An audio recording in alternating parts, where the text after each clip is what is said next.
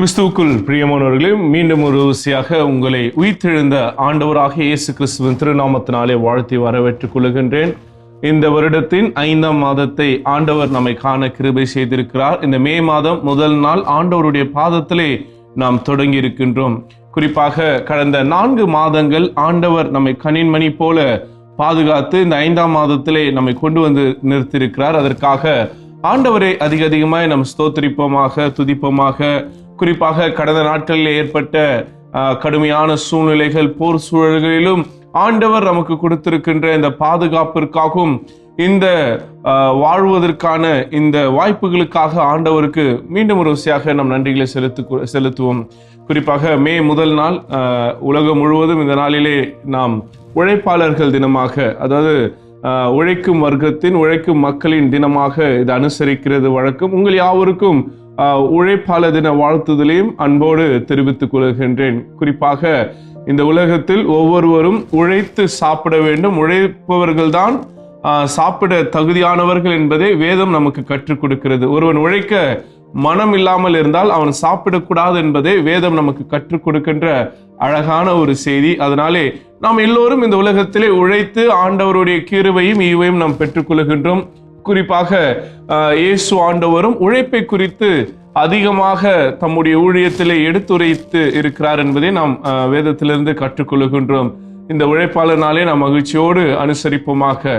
குறிப்பாக இந்த மாதத்துக்கான வாக்குதத்தமாக, இந்த மாதத்தின் ஆண்டவருடைய வாக்குதத்தக்கான ஆதாரமாக தெரிவு செய்யப்பட்ட திருமொழி வசனம் அப்போஸ்தலருடைய நடவடிக்கைகள் 1ஆம் அதிகாரம் 8ஆம் வசனம். அப்போஸ்தலர் 1 அதிகாரம் 8ஆம் வசனத்தை உங்களுக்காக நான் வாசிக்கின்றேன். பரிசுத்த ஆவி உங்களிடத்தில் வரும்பொழுது நீங்கள் பலனடைந்து எருசலேமிலும் யூதேயா முழுவதிலும் சமாரியாவிலும் பூமியின் கடைசி பரியந்தமும் எனக்கு சாட்சிகளாய் இருப்பீர்கள் என்றார். அன்புக்கினியவர்களே, இந்த மே மாதம் முதல் நாள் தொடங்கி இருக்கின்ற நமக்கு ஆண்டவர் இந்த காலை வேளையிலே ஒரு விசேஷித்த ஒரு வாக்குத்தத்தத்தை கொடுத்திருக்கின்றார். அதாவது பரிசுத்த ஆவி உங்களிடத்தில் வரும்பொழுது நீங்கள் பலனடைந்து. ரொம்ப அழகான ஒரு வாக்குத்தத்தம் இந்த காலை வேளையிலே. ஒருவேளை யாரெல்லாம் பலன் இல்லாமல் இந்த நாளை தொடங்க முடியாமல், இந்த மாதத்தை தொடங்க முடியாமல் பலனற்றவர்களாக, ஆற்றலற்றவர்களாக, எந்த செயலும் செய்வதற்கு திராணியற்றவர்களாக நாம் இருப்போம் என்றால், காலை வேளையிலே, இந்த அதிகாலை வேளையிலே கர்த்தருடைய வார்த்தை நம்மை உற்சாகப்படுத்துகிறது. ஆண்டவர் நீங்கள் பலனடைவீர்கள் என்று சொல்லி இந்த மாதத்தை நம்ம தொடங்க வைத்திருக்கின்றார்.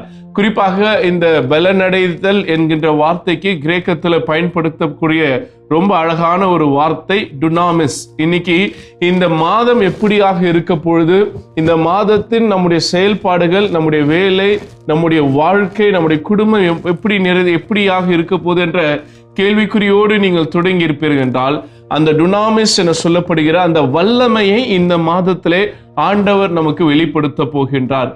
குறிப்பா ஈஸ்டருக்கு பிறகு, அதாவது உயிர்த்தெழுதல் நாளுக்கு பிறகு வரக்கூடிய 50வது நாள் நம்ம பெந்தகோஸ்தே திருநாளாக அனுசரிக்க போகின்றோம். குறிப்பாக இந்த மே மாதத்திலே அந்த பெந்தகோஸ்தே திருநாளை நாம் அனுசரிக்க இருக்கின்றோம். பெந்தகோஸ்டல் அப்படின்றது என்னன்னா, ஒரு நம்பிக்கையின் செய்தியாகவும் வல்லமையின் செய்தியாக ஆண்டவர் நமக்கு கொடுக்கின்றார். அதாவது பெந்தகோஸ்தே என்னப்பட்ட நாளில் மேல் வீட்டு அறையிலே சீடர்கள் கூடியிருக்கும் பொழுது பரிசுத்த ஆவியானவர் அருளப்படுகின்றார். அப்போ ஆண்டவர் இன்னைக்கு இந்த வாழ்க்கையை நாம் தனியாக வாழக்கூடாது, இந்த வாழ்க்கையை நாம் வழிகாட்டுவதற்கு நமக்கு ஒரு துணை தேவை என்பது ஆண்டவர் உணர்ந்தார். அவர் பரமேறுவதற்கு முன்பாக, த டே ஆஃப் அசெஷனுக்கு முன்பாக, அவர் பரலோகம் ஏறி செல்வதற்கு முன்பாக தம்முடைய சீடர்களுக்கு வாக்கு பண்ணுகிறார். நான் போகின்றேன், உங்களுக்கான ஒரு தேற்றவாளனை அனுப்புவேன் என்று சொல்லியிருக்கின்றார். அதை நினைவூட்டும் வகையாகவே இந்த அப்போஸ்தலர் 1 அதிகாரம் 8ஆம் வசனத்தில் ஆண்டவர் அவருடைய அந்த விண்ணேற்றத்திற்கு முன்பாக அவர் இறுதியாக கொடுக்கக்கூடிய ஒரு வாக்குத்தத்தம் தான் இந்த 8ஆம் வசனம். பரிசுத்த ஆவி உங்களிடத்தில் வரும்பொழுது. அந்த பரிசுத்த ஆவியானவரை ஆண்டவர் இயேசு நமக்காக அருளி இருக்கிறார். எதற்காக என்றால், இந்த பூமி கடுமையான ஒரு பூமி, வாழ்வதற்கு ரொம்ப கஷ்டப்பட வேண்டிய ஒரு இடமாக இருக்கிறது. இங்க நம்மளால தனியாக வாழ முடியாது. நமக்கு ஒரு துணை தேவை, நமக்கு ஒரு வல்லமை தேவை, ஒரு ஆற்றல் தேவை, நம்மை வழி நடத்த ஒரு வழிகாட்டி தேவை என்பதை ஆண்டவர் இயேசு உணர்ந்திருந்தார். அந்த உணர்ந்த இயேசு நமக்காக ஒருவரை கொடுத்தார். அந்த ஒரு கொடுக்கப்பட்டவர் நமக்கு கொடுக்கக்கூடிய அந்த வல்லமையின் பேர் தான் டுனாமிஸ். அந்த பரிசுத்த ஆவியானவர் இந்த நாளிலே நமக்கு அருளப்படுகின்றார். காரணம் என்னவென்றால், நாம் பலனடைய வேண்டும் என்பதற்காக. ஒருவேளை இந்த 4 மாதங்களை நாம் திருப்பி பார்ப்போம் என்றால், நம்முடைய இருதயமோ, நம்முடைய வாழ்க்கையோ, நம்முடைய சூழல்களோ நம்மை உடைத்து போடக்கூடிய அளவிலே கடினமாக இருந்து கொண்டிருக்கிறது. இந்த பரிசுத்த ஆவியானவர் சீடர்களுக்கு, அந்த ஆதி திருச்சபைக்கு எப்போது கொடுக்கப்பட்டார் என்றால், இதே நிலைமையில் அவங்க இருக்கும்போது தான். அவங்களுடைய நிலைமை என்னன்னா, உயிருக்கு உத்தரவாதம் இல்லை, ரோம படையெடுப்பு, ரோமர்களுடைய அதிகாரம், கிறிஸ்தவர்கள் என்று தெரிந்தால் அவர்களை கொலை செய்து விடுவார்கள். உயிருக்காக ஒளிந்து வாழ்ந்து கொண்டிருந்த ஆதி திருச்சபையை பலப்படுத்துவதற்காக கிறிஸ்து பரிசுத்த ஆவியானவரை அருளினார். அதே கிறிஸ்து இன்றைக்கு நமக்கும் பரிசுத்த ஆவியானவரை அருள் இருக்கிறார். ஏனென்றால் நாம் பலனற்று போயிருக்கின்றோம், வலுவற்று போயிருக்கின்றோம். ஒருவேளை பலன் இல்லாமல் வலுவில்லாமல் இருப்போம் என்றால், நம்மை பலப்படுத்தும்படியாக இந்த காலை வேளையிலே மீண்டும் ஒரு விஷயாக அந்த பரிசுத்த ஆவியானவருடைய வல்லமையை குறித்து நமக்கு ஆண்டவர் வாக்குத்தத்தம் கொடுத்திருக்கின்றார். அதனால சோர்ந்து போகாதீங்க. இந்த மாதம் எப்படி இருக்கும்னு கவலைப்படாதீங்க. இந்த மாதத்துல என்னுடைய எண்ணங்கள், என்னுடைய திட்டங்கள், யோசித்திருக்க காரியங்கள் நிறைவேறுமா நிறைவேறாதான்னு நினைக்காதீங்க. உங்களால் முடியாததை பரிசுத்த ஆவியானவர் செய்து காட்டுவார். பலத்தினாலும் அல்ல, பராக்கிரமத்தினாலும் அல்ல, பரிசுத்த ஆவியானவரால் ஆகும் என்கின்ற விசுவாசம் நமக்கு இந்த மாதத்திலே தேவைப்படுகிறது. அருமையான தேவச்சனமே, இந்த காலவேளையிலே ஆண்டவர் மறுபடியும் நமக்கு கொடுக்கக்கூடிய அந்த வாக்குத்தத்தம், பரிசுத்த ஆவி உங்களிடத்தில் வரும்போது நீங்கள் பலனடைந்து, டுனாமிஸ் என சொல்லப்படுகின்ற அந்த வல்லமை நம்மிடத்தில் பொழியப்பட்டிருக்கிறது. இயற்கைக்கு அப்பாற்பட்ட காரியங்களை நாம் செய்ய ஆண்டவர் நம்மை பலப்படுத்தியிருக்கிறார். எப்படிப்பட்ட இயற்கைக்கு அப்பாற்பட்ட காரியங்கள் என்றால், இயேசு கிறிஸ்து என்னென்ன காரியங்கள் இந்த பூமியில செய்தார் என்று நாம் யோசித்து பார்க்கலாம். மரித்து போனவர்களை உயிரோடு எழுப்பினார், வியாதியஸ்தர்களை சுகப்படுத்தினார், பேய் பிடித்தவர்களை சுகப்படுத்தார். இப்படியாக மனிதனால் செய்ய முடியாத காரியங்களை இயேசு செய்தார். காரணம், அவருக்குள்ளாக இருந்த பரிசுத்த ஆவியானவர். இன்னைக்கு அதே பரிசுத்த ஆவியானவர் நமக்கு அருளப்பட்டிருக்கிறார். இயேசு செய்தவைகளையும் நாம் செய்ய முடியும், இயேசு செய்யாத காரியங்களும் நாம் செய்ய முடியும் என்று அவர் வாக்குத்தத்தம் செய்திருக்கிறார். யாரால் என்றால், இந்த பரிசுத்த ஆவியானவரால். இந்த பரிசுத்த ஆவியானவரை கொண்டிருக்கின்ற மக்கள் இந்த உலகத்தின் காரியங்களுக்கும், உலகத்தின் அச்சுறுத்தலுக்கும், இங்க இருக்கின்ற சூழ்நிலைகளுக்கு நம்ம பயப்படாதபடிக்கு அந்த பரிசுத்த ஆவியானவருடைய வல்லமையை உணர்ந்தவர்களாக நாம் செயல்பட இந்த மே மாதம் நம்மை அழைக்கிறது. அருமையான தேவச்சனமே, தொடர்ந்து அந்த வசனத்தை நம்ம வாசிப்போம் என்றால், நீங்கள் பலனடைந்து எருசலேமிலும் யூதேயா முழுவதிலும் சமாரியாவிலும் பூமியின் கடைசி பரியந்தம் 4 இடத்தை இயேசு ஆண்டவர் அங்கே சொல்லுகின்றார். முதல் இடம் பார்த்தீங்கன்னா எருசலேம். எருசலேம் என்பது ஆண்டவருடைய ஸ்தலம், வாசம் செய்யும் இடம், திருக்கோயில் இருக்கக்கூடிய இடம். அப்போ ஆண்டவருடைய பிரசன்னத்தில் அந்த பரிசுத்த ஆவியானவர் நமக்கு அவருடைய பிரசன்னத்தை நாம் உணர்ந்து கொள்வோம் என்கின்ற ஒரு செய்தி சொல்லுகிறது. அடுத்தது யூதேயா. யூதேயா என்பது அவங்க வாழக்கூடிய பகுதியாக இருக்கிறது, மக்களுடைய வாழ்வாதாரம் நிறைந்த பகுதியாக இருக்கிறது, த கம்ஃபர்ட் ஜோன். அப்போ நம்மளுடைய கம்ஃபர்ட் ஜோனிலும் பரிசுத்த ஆவியானவர் நம்மோடு இருக்கின்றார். முதல்ல ஆண்டவருடைய திருக்கோவிலில் பரிசுத்த ஆவியானவர் நம்மோடு இருக்கின்றார், அதுதான் எருசலேம், எருசலேமிலும். அடுத்தது யூதேயாவிலும் அப்படின்னு சொல்றார். யூதேயா அப்படின்றது மக்கள் வாழக்கூடிய பகுதி. அப்போ நீங்களும் நானும் வாழக்கூடிய நம்மளுடைய கம்ஃபர்ட் ஜோன்ல ஆண்டவர் இயேசு நம்மோடு இருக்கிறார். அவருடைய பரிசுத்த ஆவியானவர் நம்மை பலப்படுத்துகிறார் என்கின்ற வாக்குத்தத்தத்தை கொடுத்திருக்கிறார். மூன்றாவது இடம் அவர் சொல்வது பார்த்தீங்கன்னா, முதல்ல எருசலேம், இரண்டாவது யூதேயா, மூன்றாவது சமாரியா. சமாரியா என்பது யூதர்களுக்கு எதிரான ஒரு ஊர், எதிரிகள். அப்போ எப்படி யூதேயா கம்ஃபர்ட் ஜோனோ, சமாரியா அவங்களுக்கு வந்து கம்ஃபர்ட் இல்லாத, அதாவது டிஸ்கம்ஃபர்ட் இருக்கக்கூடிய, அவங்க மகிழ்ச்சியாக வாழக்கூடாத ஒரு இடம். அப்படின்னா நாம் வாழக்கூடாத நம்ம அதாவது போதுமான வசதி வாய்ப்புகள் இல்லாத சூழ்நிலையிலும் பரிசுத்த ஆவியானவர் நமக்கு இருக்கின்றார். இப்போ மூன்றாவது வாக்குத்தத்தம் நமக்கு கற்றுத்தருகிற செய்தி என்னன்னா, ஆண்டவர் நம்ம எங்க மகிழ்ச்சியாக இருக்கிறோமோ அங்க நம்ம கூட இருக்கிறார். எங்க நம்ம மகிழ்ச்சியாக இருக்க முடியாது, எங்க நமக்கு பாடுகள், உபத்திரங்கள், கஷ்டங்கள், சமாரியா போன்ற எதிரிகள் நிறைந்த ஒரு பகுதியில் நம்ம இருப்போம் என்றால் அந்த பகுதியிலும் ஆவியானவர் நம்மை பலப்படுத்துவார் என்கின்ற ஒரு வாக்குத்தத்தத்தை இந்த வசனம் குறிப்பிடுகிறது. 4வது இடம் பார்த்தீங்கன்னா பூமியின் கடைசி பரியந்தம். அப்படின்னா முதல்ல தேவாலயத்தில் இருக்கிறன்றாரு, அடுத்தது நம்ம வாழ்ற பகுதியில இருக்கிறன்றாரு, நமக்கு எதிரான பகுதியிலும் அவர் இருக்கிறன்னு சொல்லியிருக்கிறாரு, கடைசியா கடைசி பரியந்தமும் அப்படின்னு சொல்றதுடைய அர்த்தம் என்னவென்றால் அங்கேயும் பரிசுத்த ஆவியானவர் உங்களோடு இருப்பார், இதன் வழியாக நீங்கள் எனக்கு சாட்சிகளாக இருப்பீர்கள்.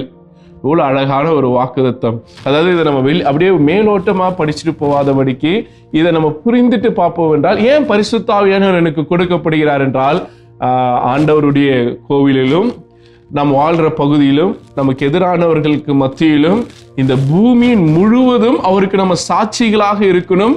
நாம் பலனற்றவர்களாக அல்ல, பலனுடையவர்களாக இருக்க வேண்டும் என்பதற்காகவும் கிறிஸ்துவுக்கு சாட்சி உள்ள ஒரு வாழ்க்கையை வாழ வேண்டும் என்பதற்காக தான் இந்த டுனாமிஸ் பரிசுத்த ஆவியானவரால் கொடுக்கப்படுகிறது, இந்த வல்லமை கொடுக்கப்படுகிறது. அதனால நீங்கள் எந்த இடத்திலும் இருந்தாலும் அந்த இடத்தில் பரிசுத்த ஆவியானவர் வல்லமை உங்களோடு இருக்கிறது. இன்னைக்கு என்னன்னா, ஒரு ஊழியக்காரன் தலைமையில கை வச்சு ஜெபம்னா எனக்கு பரிசுத்த ஆவியானவர் இறங்கும், ஊழியக்காரர்கள் ஜெபிக்கும் போது இறங்கும், பாட்டு பாடும் போது ஜெபிக்கும் இறங்கும், அந்நிய பாஷை பேசும்போது இறங்கும். கிடையாது. பரிசுத்த ஆவியானவர் 24x7 அவர் எப்பொழுதும் உங்களோடும் என்னோடும் இருக்கின்றார். அந்த வல்லமை நம்மோடு செயல்பட்டிருக்கிறது. கோவில்ல மட்டும்தானா? இல்ல. நீங்க வாழ்ற பகுதியில மட்டும்னா இல்ல, இல்ல உங்களுடைய எதிரிகளுடைய பகுதியில இல்ல, இந்த பூமியின் கடைசி பரியந்தமும் நீங்க எங்கெல்லாம் போறீங்களோ, நீங்க எங்கெல்லாம் வாழ்றீங்களோ, எங்கெல்லாம் வசிக்கிறீங்களோ, நீங்கள் இருக்கின்ற எல்லா இடத்திலும் பரிசுத்த ஆவியானவருடைய வல்லமை உங்களோடு இருக்கிறது என்பதுதான் மறுபடியும் ஆண்டவர் நமக்கு கோடிட்டு காட்டுகின்ற ஒரு வாக்குத்தத்தமாக இருக்கிறது. இதை நான் பேதுருடைய வாழ்க்கையை பொறுத்து இந்த வசனத்தை நம்ம புரிந்து கொள்ள ஆசைப்படுகின்றேன். குறிப்பாக அதே அப்போஸ்தலர் புத்தகத்திலே 3ஆம் அதிகாரத்துக்குள்ளாக திருப்பிக் கொள்ளுங்கள். 3வது அதிகாரத்திலே ரொம்ப அழகான ஒரு வசனம் இருக்கிறது. 15ஆம் வசனத்தை வாசித்து பாருங்க. அப்போஸ்தலர் 3:15, ஜீவாதிபதியை கொலை செய்தீர்கள், அவரை தேவன் மரித்தோரிலிருந்து எழுப்பினார், அதற்கு நாங்களே சாட்சிகளாயிருக்கிறோம். இந்த வார்த்தையை யார் சொல்றா தெரியுமா? அப்போஸ்தலனாகிய பேதுரு தான். பேதுருவை பற்றி நமக்கு ரொம்ப நல்லா தெரியும். ஆண்டவரோடு அந்த 3 வருட பயணத்துல மிக நெருக்கமாக வாழ்ந்த ஒரு சீடன், ஒரு டிசைபிள். ஆனால் பேதுருடைய வாழ்க்கை பார்த்தீங்கன்னா ஆவியானவர் அவரோடு இருக்கிறார்ன்றதுல எந்த பிரச்சனையும் இல்லை. ஆனால் சில நேரங்களில் அவர் மாம்சமாக செயல்படும் பொழுது அவர் விழுந்து போய் விடுகின்றார். குறிப்பாக ஆண்டவர் இயேசு மீது இருக்கிற விசுவாசத்துல சொல்றார், நான் ஜலத்தின் மீது நீ நடப்பீர் என்றால் நானும் நடக்கிறோன்றாரு. நடக்கிறாரு. ஆனா மாம்சத்தின்படி யோசிக்கும் போது பயம் வந்தது, அந்த கடல்ல விழுந்து போயிடுறார். அடுத்தது அதே பேதுரு பாருங்க, ஆண்டவரே என்ன சூழ்நிலை வந்தாலும் நம்ம விட்டு போக மாட்டேன்றாரு. ஆனா அந்த சேவல் கூவதற்கு முன்பாக இயேசுவை 3 முறை அவர் மறுதலிக்கின்றார். இப்படியாக பேதுருடைய வாழ்க்கை இந்த பரிசுத்த ஆவியானவருடைய வல்லமைக்கு முன்பாக வேற மாதிரி இருக்கிறது.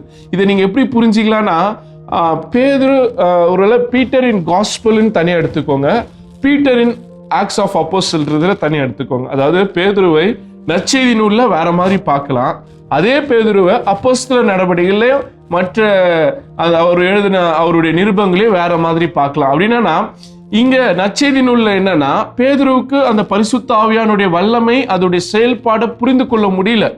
அதனால அவர் விழுந்து விழுந்து தோற்று போகின்றார், மறுதலிக்கிறார், இயேசுவை விட்டு பின்னாக போயிடுறாரு. ஆண்டவரே நான் உண்மை பின்பற்றி வருகின்றேன், மனிதர்களை பிடிக்கிறவனாவன்னு சொல்லிட்டு மறுபடியும் மீனை பிடிக்க போயிடுறாரு. அப்போ ஒரு மனிதனாக மறுபடியும் தோற்று போய் கொண்டிருக்கிற பேதுரு இயேசு கிறிஸ்து சொன்னதுபடி அந்த பரிசுத்த ஆவியானுடைய வல்லமையை மேல் வீட்டாரையில் பெற்றுக் கொள்ளுகின்றார். அதே மறுதலித்த பேதுரு அந்த ரோமர்களுக்கு எதிராக, அந்த சமய தலைவர்களுக்கு எதிராக தைரியமா சொல்றாரு இந்த 3ஆம் அதிகாரத்துல. அதாவது நீங்கள் ஜீவாதிபதியாக கிறிஸ்துவை கொலை செய்தீர்கள், யூ கில்ட் ஜீசஸ் அப்படின்ற ஜீவாதிபதியை கொலை செய்தீர்கள், அவரை தேவன் மரித்தோரிலிருந்து எழப்பண்ணினார், அதற்கு நாங்கள் சாட்சிகளா இருக்கிறோம். இயேசுவை மறுதலித்த பேதுரு இந்த இடத்துல தைரியமா இயேசுவுக்காக விட்னஸ் ஆக இருக்கின்றார். அதே பேதுரு தான். ஆனா என்னன்னா, இயேசுடைய உயிர்த்தெழுதலுக்கு முன்னாடி அப்படி இருக்கிறாரு, உயிர்த்தெழுதலுக்கு பிறகு இப்படி இருக்கிறார். அப்படின்னா உயிர்த்தெழுதலுக்கு பிறகு பரிசுத்த ஆவியானுடைய வல்லமை பேதுருக்குள் செயல்படுகிறது. அப்போ நம்முடைய வாழ்க்கையில ஆவியானவருக்கு முன்னாடி நம்ம பயந்தவர்களாக, நடுங்கினவராக, உலகத்தை குறித்து பெரிய பயத்தை கொண்டவர்களாக இருக்கலாம். ஆனால் பரிசுத்த ஆவியானவர் நமக்கு அருளப்பட்டிருக்கின்றார். பரிசுத்த ஆவியானவர் நம்மிடத்தில் செயல்படுவதற்கு நம்ம விட்டு கொடுக்கும் பொழுது புதிய பலன், புதிய ஆற்றல், புதிய வல்லமை நமக்கு கொடுக்கப்படுகிறது. அப்படின்னா சூப்பர் நேச்சுரல், இயற்கைக்கு அப்பாற்பட்ட காரியங்கள் நம்மளால செய்ய முடியும். அதே பேதுரு வியாதியஸ்தர்களை சுகப்படுத்துகின்றார். அதே பேதுரு வல்லமையான செயல்பாடுகளை செயல்படுகின்றார். இன்னைக்கு அதே பேதுருக்குள் இருந்த தூய ஆவியானவர் நமக்குள்ளும் இருக்கின்றார். நாமும் அப்படிப்பட்டவர்களாக செயல்பட ஆண்டவர் இந்த வாக்குத்தத்தத்தின் வழியாக நமக்கு நினைவூட்டுகின்றார். இந்த மாதத்துல நீங்க என்னெல்லாம் செயல் செய்ய போறீங்களோ, ஆண்டவரே இந்த செயலை நான் தனியா செய்ய போல, நீர் எனக்கு கொடுத்திருக்கிற பரிசுத்த ஆவியானவர் எனக்குள் இருந்து செயல்படுவதாக அப்படின்னு சொல்லி பரிசுத்த ஆவியானவருக்கு நம்ம விட்டு கொடுக்கும் பொழுது பரிசுத்த ஆவியானவர் வல்லமையான காரியங்கள் உங்கள் வாழ்க்கையிலும் என் வாழ்க்கையும் செய்ய வல்லவராக இருக்கின்றார். ஒருவேளை ஒரு இரும்பு துண்டை எடுத்து பாருங்களேன், அதை பார்க்கும்பொழுது அதை தொட்டு பார்த்தீங்கன்னா ரொம்ப ஹார்டாக இருக்கும். அதை உங்களால் மடக்க முடியாது, உங்களுக்கு ஏற்ற மாதிரி ஒரு ஷேப்பில் ஒன்றுமே பண்ண முடியாது. அடுத்தது அது நம்ம விருப்பம் போல் அதை மாற்ற முடியாது.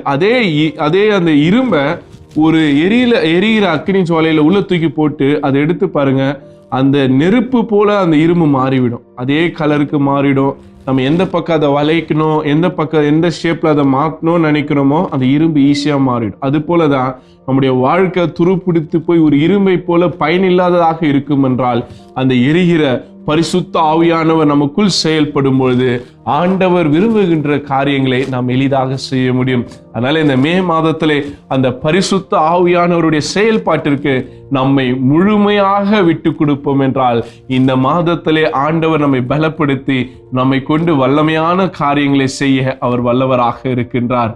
அந்த பரிசுத்த ஆவியானவருடைய செயல்பாட்டிற்கு நம்மை முழுமையாக விட்டு கொடுப்போமாக.